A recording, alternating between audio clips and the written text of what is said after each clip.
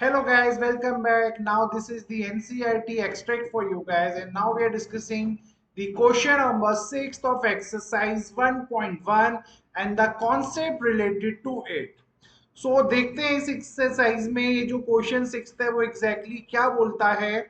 और उसको देखने से पहले आपको पता होना चाहिए कि कोई भी डिजिट, जैसे मैंने बोला, ये जो अगर यहाँ 10 लिखा है, अगर इसकी पावर में मैं बोलूं अगर यहाँ 2 लिखा है, तो डेफिनेटली जो इसका आंसर होगा बेटा वो आएगा 100।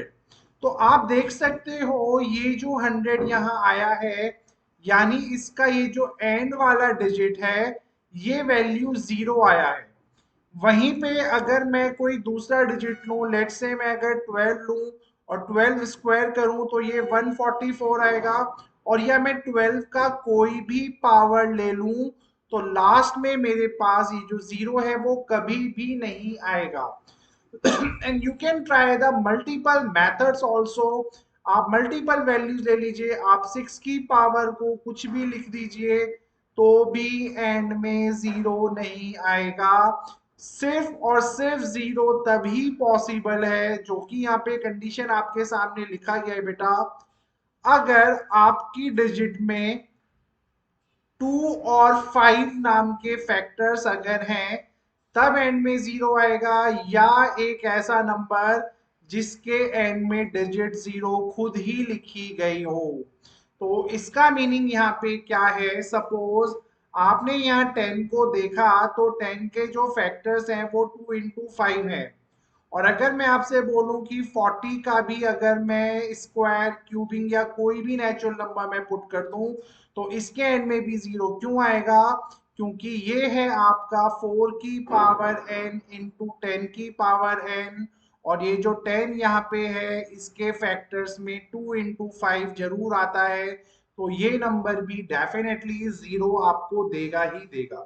तो ये बड़ा सा सिंपल सा लॉजिक है कि कोई भी नंबर जिसकी पावर n है, और n कोई भी नेचुरल नंबर हो सकता है, वो तभी आपको 0 एंड में देगा बेटा अगर उसके फैक्टर्स में 2 एंड 5 दोनों हैं।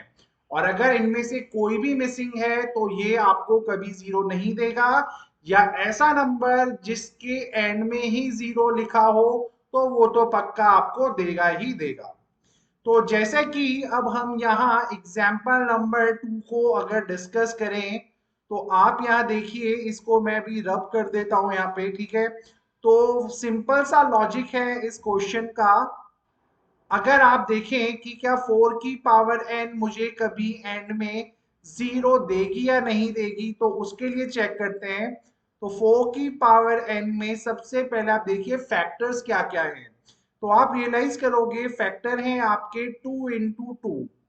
और अगर हमारे एंड में 0 लाना होता है तो हमें 2 इंटू 5 का फैक्टर चाहिए होता है। तो क्लियरली आप लोग यहाँ देख सकते हो जो मेरा फैक्टर नंबर 5 है, यानी इस फैक्टर में जो 5 है वो मिसिंग है, यानी वो यहाँ पे है ही नहीं। तो अगर वो यहाँ पे है ही नहीं, इट मीन्स 4 की पावर n किसी भी नेचुरल नंबर के लिए वो कभी भी 0 नहीं देगी। तो 4 की power n can never give you 0, वो कभी आपको 0 एंड में देगा ही नहीं। ये सिंपल सा लॉजिक है इस क्वेश्चन का, ठीक है। और रीजन में आप क्या स्टेट करेंगे, रीजन में आप बिल्कुल इसी स्टेटमेंट को लिख सकते हैं कि 2 और 5 का फैक्टर होना चाहिए। अब क्योंकि यहाँ पे फैक्टर में 5 मिसिंग है तो इस वजह से ये आपका नहीं हो सकता। और जो क्वेश्चन नंबर 6 है उसको भी ढंग से देख लेते हैं बेटा। अब आप यहाँ ढंग से देखेंगे तो ये है 6 की पावर n, जिसको लिखा जा सकता है 2 इंटू 3 की पावर n। और यहाँ पे क्लियरली अगर मैं आपसे बोलूं तो जो मेरा फैक्टर नंबर 5 है, ये जो फैक्टर 5 है मेरा, वो है यहाँ पे मिसिंग। और अगर फैक्टर 5 मेरा मिसिंग है तो क्लियरली मैं ये कह सकता हूं कि जो 6 की पावर n है, जहां पे आपका ये n एक नेचुरल नंबर है, ये कभी भी जीरो में एंड हो ही नहीं सकता। It can never and with zero. तो होपफुली आपको समझ में आ गया होगा कि कोई भी नंबर जिसको हमें अगर जीरो चाहिए लास्ट में, तो उसके फैक्टर्स में क्लियरली यहाँ पे 2 एंड 5 होना चाहिए, और अगर वो नहीं है तो डेफिनेटली वो नंबर आपको कभी एंड में जीरो देगा ही नहीं। ठीक है। सो होपफुली ये वीडियो आपको क्लियर होगा, ये क्वेश्चन आपको क्लियर होगा। Thank you.